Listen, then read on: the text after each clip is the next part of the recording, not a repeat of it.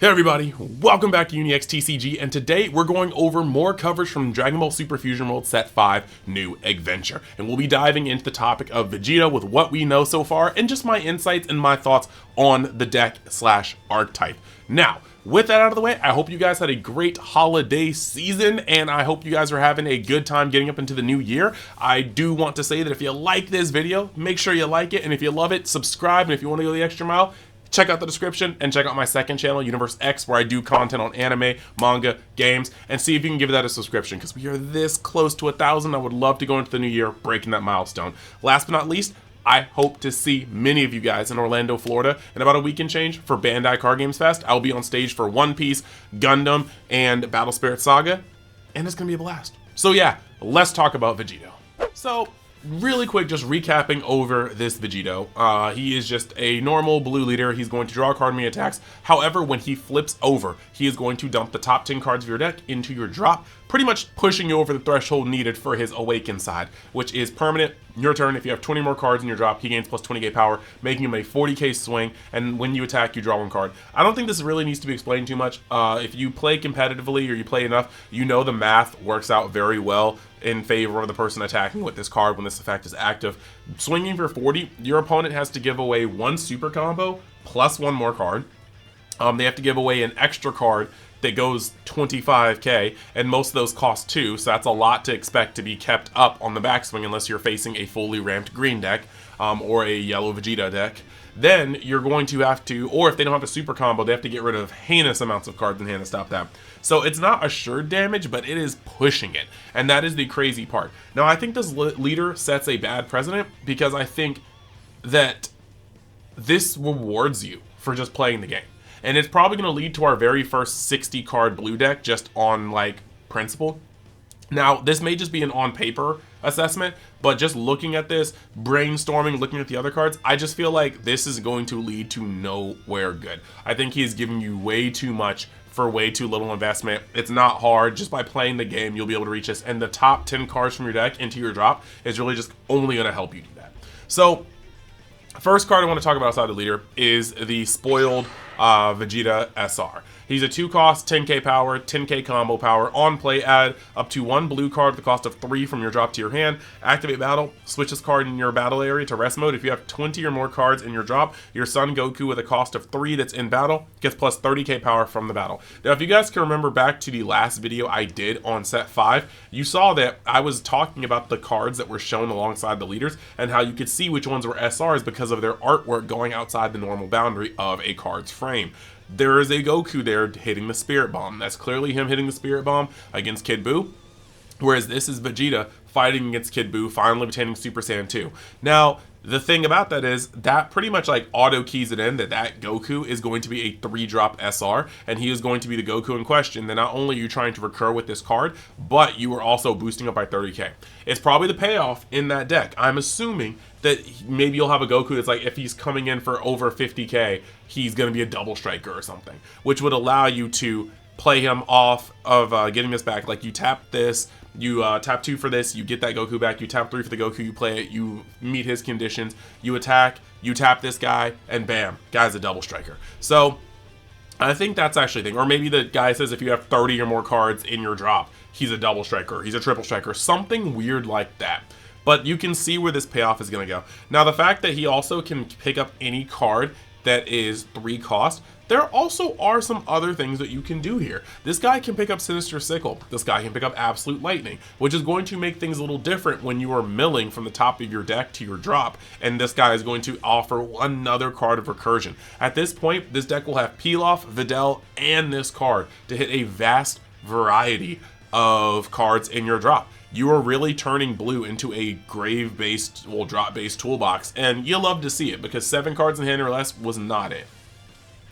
Now, the next card we're going to talk about is this spoiled Gotenks. He's a 2-cost, 15k power, 10k combo power, because clearly this deck needed more of those. Permanent, your turn. If you have 10 or more cards in your drop, this card in your battle area gains plus 10k power, and then on play, he's a Self-Awakener. You add 1 life from, add up to 1 life from your life pool to your hand. This is cool. Being a 10k, once again, he's never going to be useless. Him being a 15k on your opponent's turn, just asking to get attacked on, and you'll never be able to defend it. But 25k on your turn is actually pretty decent in most cases. So I actually don't mind this card. If 25k leaders become popular for no reason again, then this card will at least go neutral for very little investment. I do think that's pretty cool. And just by awakening with Vegito, you set this effect on. So I think that's actually pretty cool. Not really too much to say about this. I think that blue is just in a position where you have Mize, so if you need to rush to awaken, you can rush to awaken. And this deck may not even want to not rush to awaken, because 40k every turn is going to drain your opponent's hand. If you literally can awaken on turn like 3 and you already have 10 cards in your drop, you're just gonna start punching your opponent for almost unavoidable damage, and it's going to be disgusting. So yeah. The next card we're talking about is this Hercule. This Hercule is just a 1-cost 5k power, 5k combo power. On play, place the top 2 cards of your deck into your owner's drop. Then if you have 10 or more cards in your drop, draw 1. Don't really like this card. It's a card you don't want to see in the first couple turns. It's a card you want to see mid-game, maybe late game. And even then, you're paying 1 to mill 2, draw 1. And that's still kind of weird. You can just play some draw 1s and it doesn't really matter. I don't think this deck will have a hard time filling your drop. But this is just showing you the type of things they want you to be on. Now I'm going to start talking about cards that actually just become stupid now that this kind of leader is out. And the first culprit here, I've been saying it to people that have asked me in the DMs, is the Vegito Secret Rare that came out last set. This guy is going to be a menace, because whenever he hits the board, when you're playing this deck, and by the time you're at 6 energy, you're essentially swinging for 43 times. Your leader, this Vegito. And your opponent, once again, like before, your opponent's already in the position in this current meta where if you play a Vegito 6 and they do not clear it the following turn, you are getting Vegito 6'd again, likely, and it is going to be bad for you, because you're getting attacked for 40, 40, 40, and 40, and then probably 35 from a Vegito leader that they can also combo on. It's just not good for you. But in this deck, you've already been getting poked for 40 every turn. Here's another 40, here's another 40. Can you clear this? No, bet. Tap 6 again. 40, 40, 40, 40, 40, and some of those can be 50s depending on how low your deck is. This is not the way. This is super, super, super scary, and I think that this is going to get very, very ignorant. We haven't even seen what more the deck has. Like, this card was a 2 of, sometimes 3 of, depending on the space you have in the deck, and I think now it's probably going to be a 4 of in the Vegito deck, because he's the perfect ender. It's just swinging not only tall, but extremely wide at this point, especially if you get more than one on the field. The next card I want to talk about is Gotenks. It's very, very interesting. I do think this card is pretty hefty in terms of price, but in this deck you'll easily be able to meet this threshold. So he's gonna be a 35k for 4, and then when you play him, you get the mill and you get the bottom deck. So I think that Gotenks, depending on the removal that this deck gives us naturally, Gotenks will probably be a card that we will revisit. But he is a card that just keep your eye on.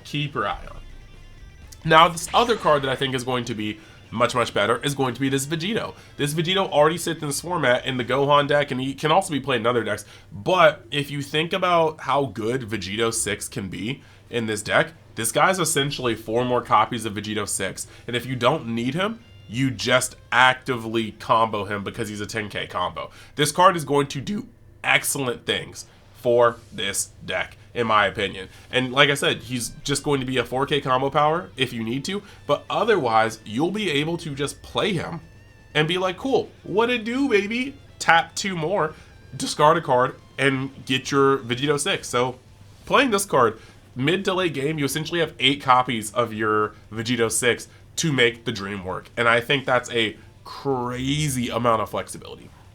Like you don't even have to, like, it's going to be more consistent than ever, in my opinion. And I think that's going to be something that we should also look at.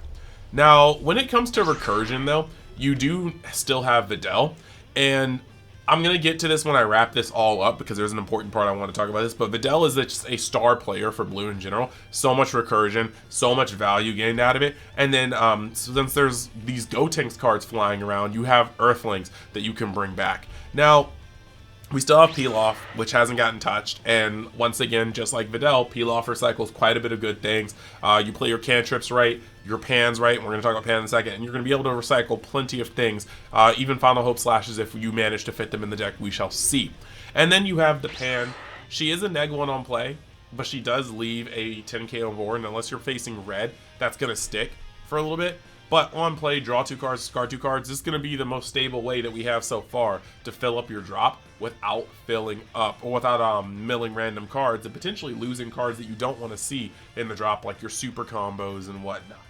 But the thing that I'm particularly scared about when it comes to looking at this deck, looking at its potential merits, is that we already had Vegeta, who essentially you played as a good deck, and then when he flipped over, he just became a battering ram with a very strong late game, with board wipes from Zeno, with Vegito 5s for dual attacks, with Vegito 6s for dual attacks, with Pilafs for incredible shotgun damage, Videls and Final Hope slashes, all these things. And you have Satan City that's able to have so many actions per minute, so much consistency, all these things. However, I think that when Vegito comes out, we are now in a position where you just play Vegito and you get rewarded. When you flip is when you flip, and as long as you meet the quota, which should not be hard to meet since it's really just 10 cards and drop and awaken, you're going to be punching your opponent for some stupid damage. And because this has no bearing whatsoever on how many cards you have in your hand, you don't have to play normal green or normal blue. You will be able to play blue, stack up as much advantage as you can, go in on your opponent, and then it's worse because normally the lower your opponent's hand gets, the closer you can get to victory. With this potential build in mind, you will be playing at graveyard blue. And then the moment your hand gets low enough, it's like, congratulations, you've activated my Videl trap card, my Pilaf trap card. Here you go. And that's not necessarily a fun thing to think about. That this deck may just play good blue dot deck and be extremely strong, and then when you finally whittle their hands down to 9, they're just like, congratulations. It's about to get harder for you because now I have the generic busted OG blue effects that'll work. And the package doesn't have to be that large. You can just run your Videls and your Pilafs, and by the time you're at a lower hand, you're at 6-7 energy, and your opponent has to worry about getting hit with Vegito 6s, but also you can just go wild with a Videl, get back some energy, or get back some combo power, play your Pilafs, do this, and then just overwhelm your opponent by going wide with a 40k leader swing on top of it. And I just think that that's a little rough to think about. That's a little scary to think about. I think that there are going to be a lot of games where your opponent, it just doesn't have the hand to stop these 40k swings, and the turn that you can be like tap 6 for Vegito, swing for 40, swing for 40, swing for 40, and your opponent goes, okay, I have to get rid of this Vegito. I can't kill him. He's got a big enough hand. I have to get rid of this Vegito. And they get rid of this Vegito, and then your next turn is tap 6 for another one, 40, 40, 40, or 40, 40, pass. You know, see if you can get rid of it again. Or you have the option where they play the Vegito and you actively can't get rid of it. You can't destroy it and they defend it. And your next turn is, I'm going to play another one. Or I'm going to play a 4-drop, tap 2, discard 1, play another one. And you're getting hit for 40, I'll combo a 10. Bang, that's 50. 40, untap, mill 5.